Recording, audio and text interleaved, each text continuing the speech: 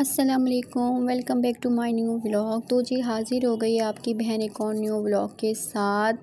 तो जी कैसे हैं आप सब लोग? उम्मीद करती हूँ आप सब ठीक होंगे और खैरियत से होंगे। हम भी बिल्कुल ठीक हैं और खैरियत से हैं। आज का व्लॉग आप लोग ने स्किप नहीं करना बिल्कुल भी और एंड तक देखना है। आज का व्लॉग बहुत मज़ेदार होने वाला है। आज मैंने आपके साथ शेयर करने अपने सहरी से लेकर अफ्तारी तक के रूटीन।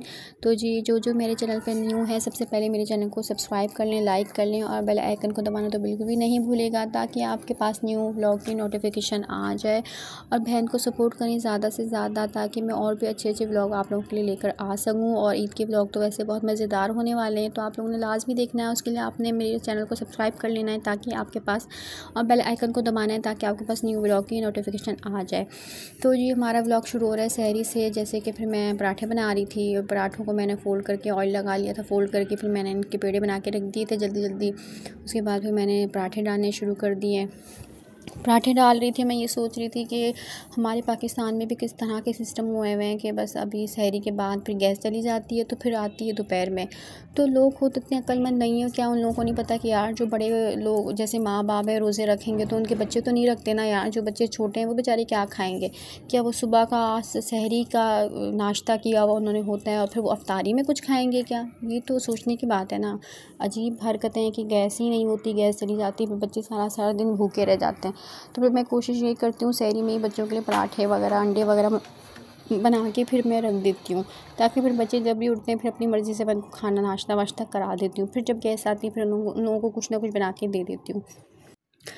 तो बस फिर यहाँ पे मैंने पराठे वगैरह बनाने शुरू कर दिए। सहरी में मेरे पास टाइम बहुत कम होता है ना, क्योंकि फिर मैंने बच्चों के लिए भी पराठे बनाने होते हैं। और ये चूल्हा जो है इसने तो सहरी में मेरे मतलब जान ही नहीं छोड़नी होती। कभी कहाँ से जलना शुरू कर देता है, कभी कहाँ से, मतलब कभी तो जल ही नहीं रहा होता, कभी फिर जलता है तो फिर इसके कुछ जो होल्स हैं वो मतलब उसमें से आग निकलती है, कभी कुछ में से निकलती ही नहीं है। पता नहीं क्या हो गया इस चूल्हे को। बस इसको मैंने चेंज करना है ईद के बाद इंशाल्लाह। पहला काम यही है कि मैंने इसको चेंज करना है। अभी तो फ़िलहाल ईद की वजह से इतनी मसरूफ़ियत थी कि मैं कुछ ग्रॉसरी वगैरह घर की तो मैंने कोई चीज़ कर भी नहीं सकी, ले ही नहीं सकी। ईद की इतनी वो थे। फिर आजकल वो एक्सीडेंट वगैरह जो हो रहे हैं, मसले मसाइल चल रहे हैं, तो जहाँ देखो सोशल मीडिया पे यही हो रहा है। कभी कहाँ पे एक्सीडेंट हो गया, कभी कहाँ पे मियाँ बीवी का मतलब एक्सीडेंट हो गया। अभी बीच में यहाँ पे मलिर हल्ट पे हुआ है, इतना बुरा, ज़्यादा बहुत ज़्यादा बुरा हुआ है वो तो।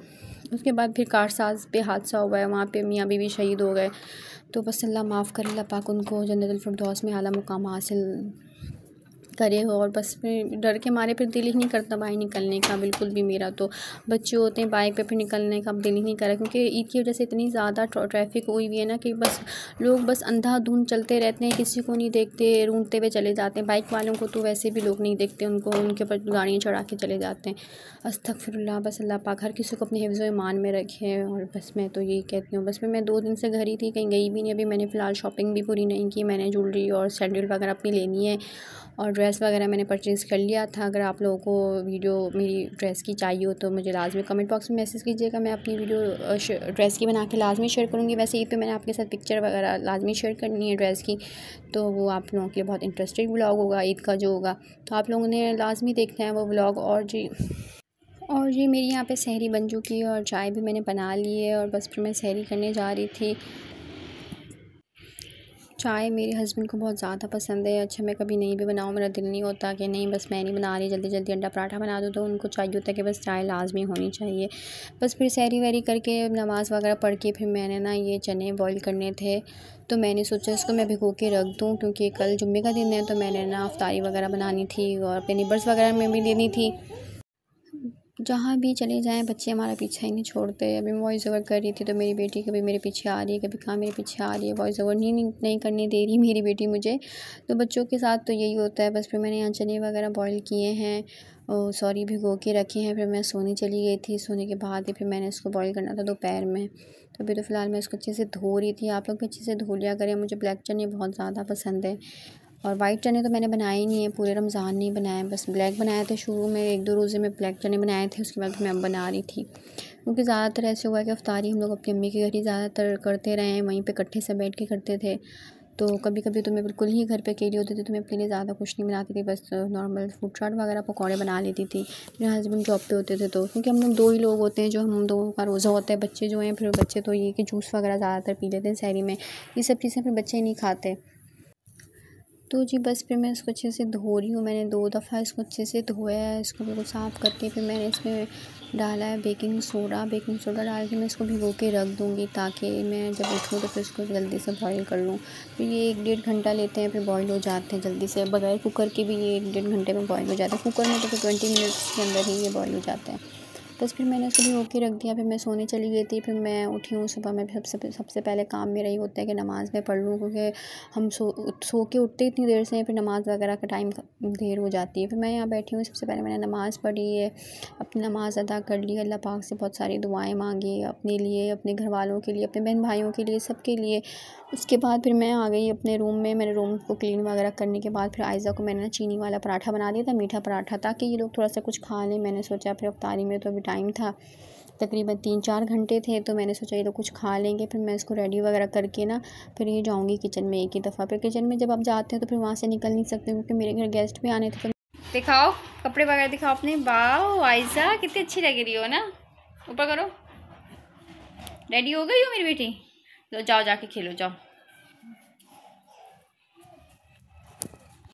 से यहाँ मैंने चने बॉईल करने ही रख दी थे। जैसे ही मैं उठी हूँ सबसे पहले तो मैंने ये काम किया, चने बॉईल करने रख दी थे, बॉईल हो चुके थे।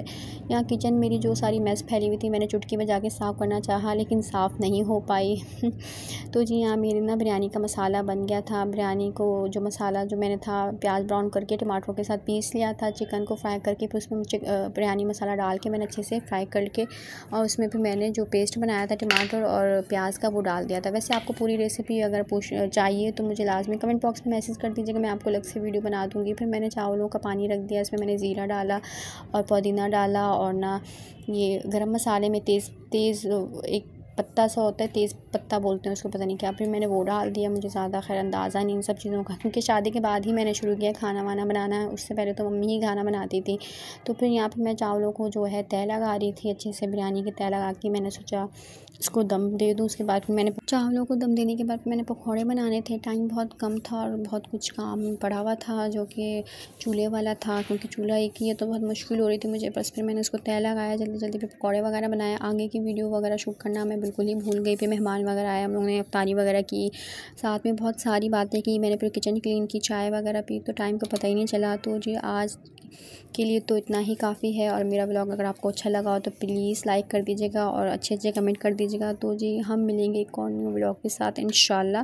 तब तक के लिए अल्लाह हाफ़िज़। अपनी बहन को दुआओं में याद रखिएगा।